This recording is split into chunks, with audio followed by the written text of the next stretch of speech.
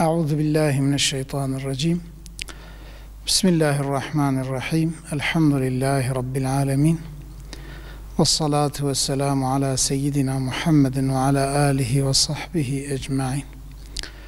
Rabbi şrah li sadri ve yessir li emri ve hlul ukdeten min lisani yefkahu kavli. Evet, insan Allah Celle Celaluhu'nun kulluğu için yarattığı mahlukudur ve insan Allah'a kulluk etmek üzere yaratılmıştır ve Allah'ın emirlerine uygun hareket etmesi gerekir. Ama işte insanla birlikte aynı zamanda nefis denen bir şey var ve insanın nefsi özellikle şeytanın da yardımıyla Allah'ın ibadetinden bazen yüz çevirir ve Allah'a isyan etmeye başlar ve bazen Allah'ın istediği yolun dışında başka bir yola yönelmiş olur. İşte tevbe Allah'ın yoluna dönmesidir. Tevbe demek rücu demektir, dönmek demektir. Ve İslami tevbe, yani İslam dinindeki tevbe istilahı ise yaptığı günahlardan pişman olup artık bir daha dönmemek üzere Allah'a dönmesidir ve Rabbine karşı ya Rabbi ben tevbe ettim, yaptıklarımdan pişman oluyorum, keşke yapmasaydım, bir daha yapmayacağım diye azmetmesidir. Bu konuda İslam alimleri şunu derler: tevbenin şartları bunlardır. Bir tanesi yaptıklarını terk etmek, yani o kötülükleri bir daha yapmamak üzere terk etmek. İşte birinci şartı budur. Yani hem terk etmezse hem de tövbe ettim dese bu olmaz. Yani terk etmesi lazım. Bir de yaptıklarından da pişman olması lazım. Bu da ikinci şartıdır. Ve üçüncüsü de artık bir daha dönmeyeceğim diye karar vermesidir.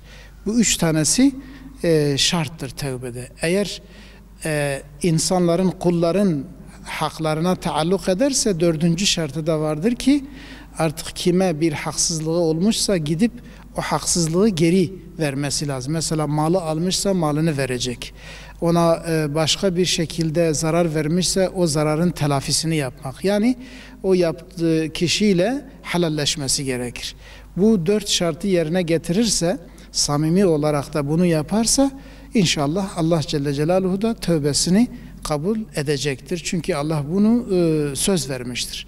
Kimse de Allah kadar sözünde durmaz, sözünü yerine getirmez. İstiğfar demek Allah Celle Celaluhu'dan yaptığı günahlarının affını dilemektir. Çünkü gufran örtmek demek. Örtmek de af demektir. Yani istiğfar gufranı talep etmektir. Ya Rabbi benim yaptığım günahlarımı affet, estağfirullah deyip ben Allah'tan istiğfar ediyorum, Allah'tan gufran diliyorum, günahımın affını diliyorum demesi, bu da istiğfardır. Tabii ki mesela özellikle bu gibi musibetler, böyle büyük felaketlerde insanın ilk yapacağı şey istiğfar ve tevbedir. Çünkü insan her zaman hataya meyillidir ve her insandan mutlaka hatalar meydana gelir. Özellikle de günümüzde yani büyük büyük günahlar meydana gelmiş. Bu günahların bazıları ihmaldir, bazıları ihfaldır, bazıları bizzat girişmektir yani. Dolayısıyla mesela anne babalar çocukları konusunda çok ihmalkar davranmışlar. Onları İslam'a yöneltmek ve onlara İslam'ı sevdirmek, Allah'ı sevdirmek, kulluğu sevdirmek noktasında gerçekten çok ihmalkar davranmış. Belki bizim gibi böyle cami hocalığı yapan veyahut da bazı insanların kendisinden bir şeyler umduğu insanlar da birçok ihmalimiz olmuştur elbette.